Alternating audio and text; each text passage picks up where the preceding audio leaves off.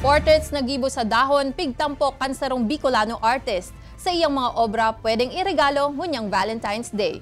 Uyang istorya ni Rain Palino. Tampok ang sarong 23 anyos na lalaki sa Banwaan ni Tigaon, Camarines Sur, huli sa iyang kakaibang obra. Ang mga pinaalang na dahonin langka, sa iyang ginagamit na canvas para mag-drawing ni Nilaugon gamit ang blade.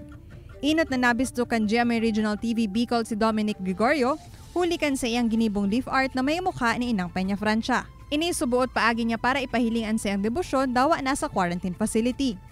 Alagad ang dating libangan sana, pinagkakakitaan niya ng hunyan. Istorya ni Dominic, dakulang biyayaan sa iyang nadiskubring talento. Puun kaya akan mawaran siyang trabaho bilang sarong Quality Control Associate sa Laguna, di pa siya liwat nagkakatrabaho.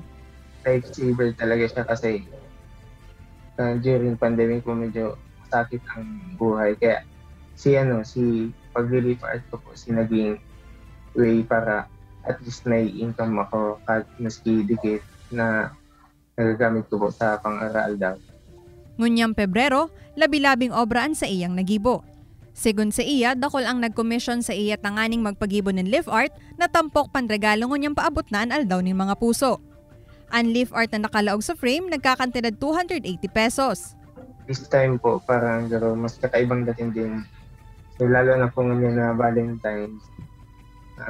Kung tatawan mo po ang sa mga loved ones ng dahon na naka-upit mismo sinda, parang mas special instead of flowers. Apwera da sa ordinaryong burak, pwede man ipanregalo ang personalize sa dahon na inisa sa indo mga padangat sa buhay.